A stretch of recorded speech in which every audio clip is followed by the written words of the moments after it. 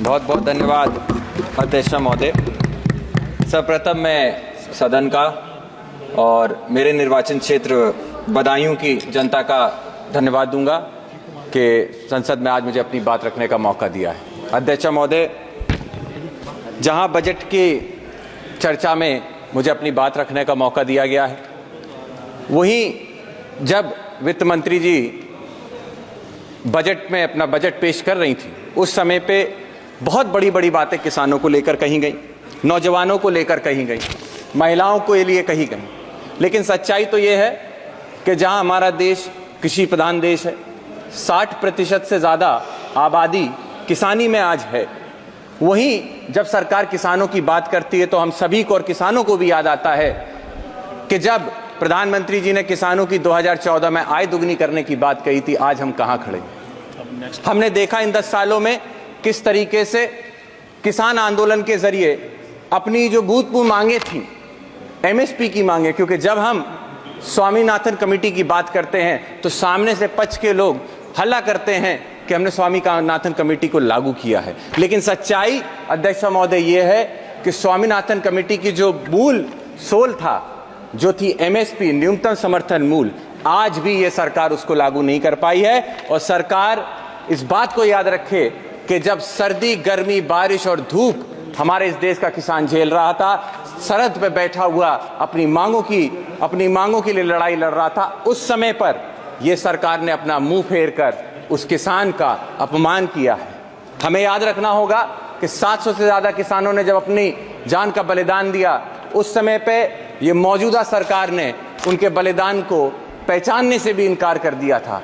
याद रखना होगा कि आज भी इस प्रदेश, इस देश के किसी ना किसी कोने में कोई 800 वो परिवार हैं जिन्होंने अपने मुखिया को खोया है। उन बच्चों के बारे में सोचिए जिस किसान के बच्चों को पढ़ाने के लिए, शिक्षा के लिए वो मजदूरी करता था, खेत में अपनी मेहनत मजदूरी करता था। आज उस परिवार का भविष्य क्या है। मैं आपके माध्यम से अध्यक्ष महोदय पूछना चाहता हूं कि मेरे निर्वाचन क्षेत्र में बदायूं, जिस क्षेत्र से आता हूं, वहां पे आज के समय पे सिंचाई को लेकर बहुत बड़ी समस्या है। जहां बदायूं के पास 2 नदियां बहती हैं, लेकिन उसके बाद भी उन नदियों से सिंचाई के लिए कोई भी कनेक्टिविटी नहीं है। मैं आपके माध्यम से सरकार से अनुरोध करना चाहता हूं कि आने वाले समय में उन किसानों के लिए सिंचाई के लिए क्या हम लोगों ने प्रावधान किए हैं। अध्यक्षता महोदय, मैं आपके माध्यम से सरकार को बताना चाहता हूं कि इस समय मेरे लोकसभा क्षेत्र के अंदर सारे किसान ट्यूबवेल के ऊपर निर्भर हैं, और इस समय पे बिजली की यह स्थिति है कि गांव के अंदर 10-10, 15-15 दिन तक हम बिजली नहीं आपूर्ति दे पा रहे हैं। सरकार की तरफ से जिस समय पे एक सर्वे किया गया था, उन्हीं के अधिकारियों ने बताया कि जहां पर 56 सब स्टेशन हैं हमारे यहाँ बिजली के, वहीं कम से कम 33 सब स्टेशन और होने चाहिए। लेकिन उनकी रिपोर्ट पे जब सरकार ने निर्णय लिया तो उसको 33 सब स्टेशन को घटाकर मात्र 8 सब स्टेशन किए जाने की बात आ रही है। मैं आपके माध्यम से अध्यक्ष महोदय अनुरोध करना चाहता हूं कि किसान इस समय पीड़ित है, त्राहिमाम मचा हुआ है क्षेत्र के अंदर, इसीलिए बिजली की समस्या को शीघ्र ही देखा जाए और इन समस्याओं को समझा जाए। साथ ही साथ मैं अध्यक्ष महोदय, मैं आपके माध्यम से अनुरोध करना चाहता हूं सरकार से, सिर्फ उत्तर प्रदेश नहीं, कई प्रदेशों के अंदर किसानों के लिए सबसे बड़ी समस्या अगर कोई बनती जा रही तो आवारा पशुओं की बनती जा रही है।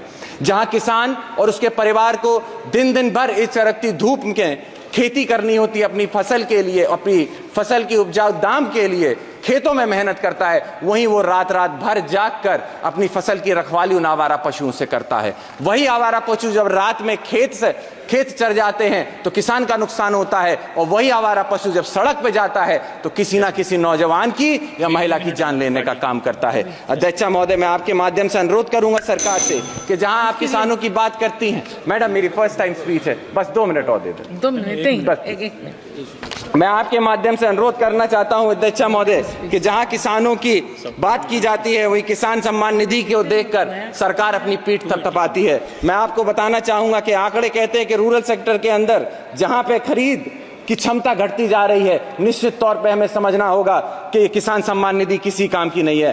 अध्यक्ष महोदय, मैं यूथ को, नौजवानों को नेतृत्व करता हूं, वहीं जहां देश में 35% नौजवान है जिसकी मूलभूत सुविधाएं, एजुकेशन, और जॉब अपॉर्चुनिटीज हैं। आज सरकार कहीं भी जॉब देने में असमर्थ होती चली जा रही है। 80% से ज्यादा हमारे देश का नौजवान बेरोजगार घूम रहा है। मैं अध्यक्ष महोदय आपके माध्यम से अनुरोध करना चाहता हूं कि आने वाले समय में उन नौजवानों के रोजगार के लिए कुछ ना कुछ ये सरकार करने का काम करे। साथ ही में मैं आपसे अनुरोध करना चाहता हूं कि मुझ जैसे नौजवान, कई सारे नौजवान हैं जो यूनिवर्सिटियों से छात्र राजनीति से आगे बढ़ के इन सदनों का नेतृत्व करते हैं। वहीं आज उत्तर प्रदेश के अंदर छात्र राजनीति को खत्म करके कहीं ना कहीं नौजवानों को आगे आने से रोका जा रहा है। आखिरी मैडम, लास्ट है मैडम, छात्रों के लिए मैं ये कहना चाहूंगा, इलाहाबाद यूनिवर्सिटी जैसी संस्थाओं के अंदर जहां हॉस्टल की फीस बहुत कम रखी जाती थी सिर्फ इसलिए ताकि किसानों को कहीं ना कहीं किसानों के बच्चे पढ़ लिख सके, वहीं 400% अगर ये फीस को बढ़ाया जाता है तो निश्चित ही तौर पे किसानों के लिए ये एक बनने की बात होगी। आप सभी के लिए मैं आपसे आपका धन्यवाद देता हूं और अनुरोध यही करता हूं कि इन सभी बिंदुओं को देखते हुए आप सारी बातों को रखने का काम करें। बहुत बहुत धन्यवाद।